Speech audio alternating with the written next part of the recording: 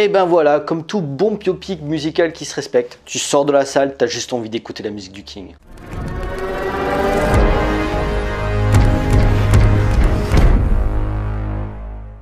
Bonjour à tous, il va être question de Elvis, réalisé par Baz Luhrmann.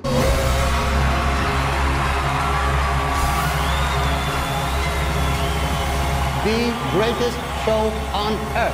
L'histoire suit la vie et l'œuvre musicale du King Elvis Presley via les rapports complexes avec son mystérieux manager, le colonel Tom Parker, durant plus de 20 ans. De son statut de chanteur à celui d'icône inégalée, le film dépeint également en parallèle les bouleversements culturels d'une nouvelle Amérique. Après Freddie Mercury, Ray Charles, James Bond, The Doors, Billie Holiday, Tupac, Elton John et en attendant celui sur Michael Jackson, Baz Luhrmann, réalisateur entre autres de Roméo plus Juliette, Moulin Rouge ou encore Gatsby le Magnifique, nous revient avec un biopic musical mais pas sur n'importe qui, le seul, l'unique, le King Elvis Presley en personne. Et bien que je sois pas plus fan que ça veut pas dire que j'aime pas, attention faut pas déconner, il y a quand même certaines musiques que je prends plaisir à écouter, mais disons que j'ai jamais été vraiment fasciné par le personnage. Et ben j'ai adoré, je suis sorti de la salle, j'avais qu'une envie, écouter du Elvis, et en plus le film m'a permis d'en apprendre un peu plus sur le chanteur. Ses influences musicales, beaucoup liées à la musique afro-américaine, en particulier le gospel, sa façon de bouger, ses démêlés politiques qu'il a eu, sans oublier les concerts qui sont juste dingues. Mais surtout ici, Baz Luhrmann parle de l'Amérique violente,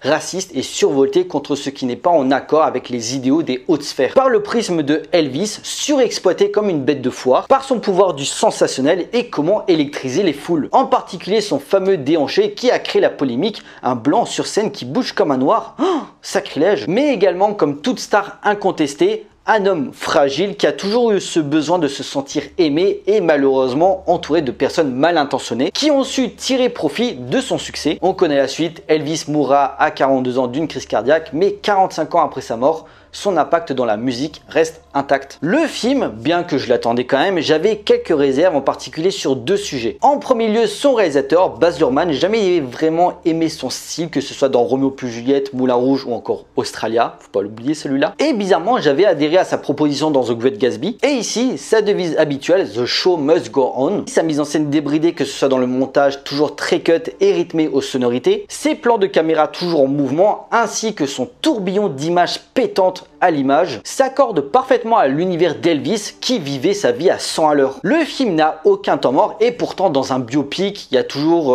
quelques scènes qui s'attardent sur des moments plus ou moins importants. La caméra qui se pose pour se rapprocher au plus près de ses personnages, notamment sur le contexte familial. Non, même sur ça, le cinéaste joue avec le spectateur en multipliant les points de vue. Bien sûr, Elvis Presley reste le point central, mais au niveau de la narration, le film est narré du point de vue du personnage de Tom Parker, interprété par un Tom Hanks juste méconnaissable. Du coup, certaines scènes qu'on voit à l'écran, est-ce qu'elles sont vraies ou pas, c'est un parti pris. En plus, il le dit souvent en voix off, certains veulent me faire passer pour le méchant de l'histoire et en fait c'est beaucoup plus complexe que ça. Racontant l'ascension et la déchéance de l'icône, le choix de l'acteur est toujours sujet à controverse. Pourquoi ce choix? Pourquoi pas lui plutôt que celui-là? Austin Butler a eu la lourde tâche d'incarner le King à l'écran.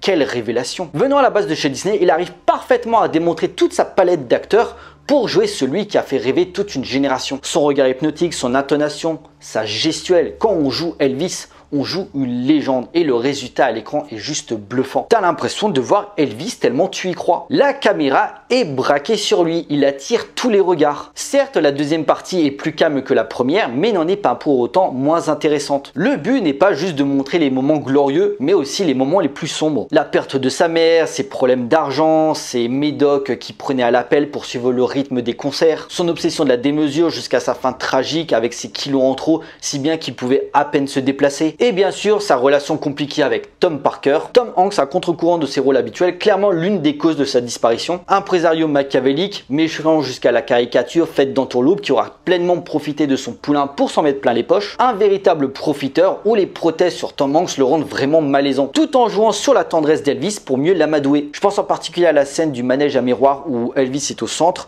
et le visage déformé de Tom Parker s'encrasse dans les quatre coins, petit à petit devenir une sorte de paire de substitution en filigrane. Le succès d'Elvis est également l'une des causes par le merchandising, tasses, coussins, costumes, etc. Bref, toutes sortes de produits dérivés en tout genre. Sans oublier sa carrière dans le cinéma qui fut quand même un petit peu décevante, enchaînant les séries B à la qualité plus que discutable, juste pour divertir, faire sa petite chanson pour mieux vendre le film. Je dis pas qu'il méritait mieux, c'était pas un acteur à gagner un Oscar, mais je pense que durant cette période, il aurait pu apporter quelque chose dans le cinéma quand même. Sur l'aspect historique, Elvis Presley a beaucoup souffert de certains engagements, en particulier la ségrégation, très présente durant sa période dorée, les années 50 et 60, sévissant même jusqu'à ses concerts, un côté pour les blancs, un côté pour les noirs. L'assassinat de Martin Luther King sera le couteau remué dans la plaie. Elvis ayant toujours été influencé depuis sa jeunesse par le gospel et le rhythm and blues, B.B. King, Big Mama Thornton, Little Richard ou encore Chuck Berry, celui qu'on nommait le blanc qui dansait comme un noir n'a jamais caché ses influences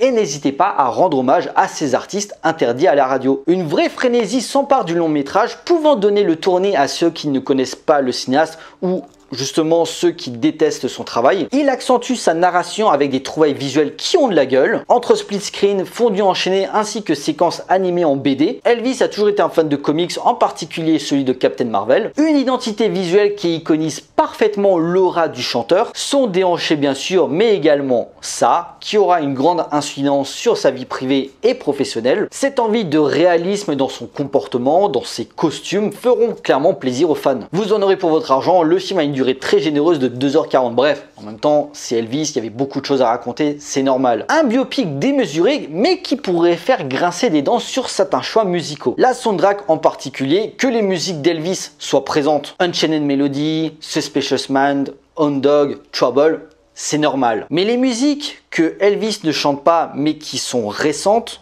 c'est très bizarre comme choix. La musique d'Eminem par exemple, alors qu'elle soit mise au générique de fin, à la limite ça me dérange pas, le film il est fini, je m'en fous. Mais quand on met du rap dans le film, c'est très étrange. Incohérent dans la diégèse du film, puisque c'est une musique qui est apparue 20-30 ans plus tard. Je pense en particulier à une scène où il est en plein jour, il se promène en ville, donc il y a plein de gens qui le repèrent, il est dans un quartier entièrement noir, et à un moment il est dans un magasin, il voit B.B. King, et on te met du rap, et je me dis mais pourquoi ? Pourquoi?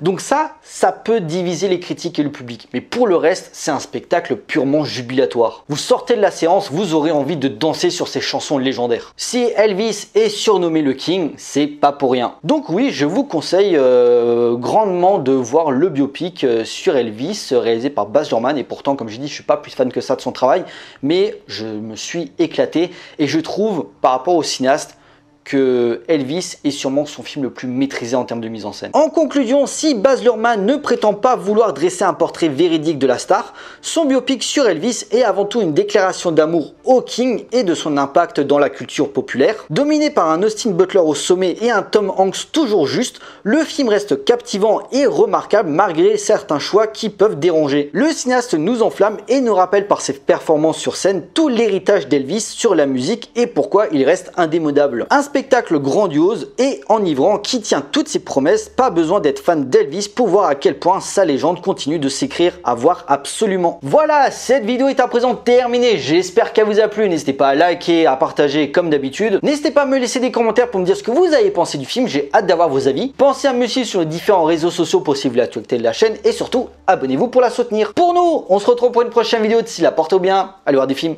ciao.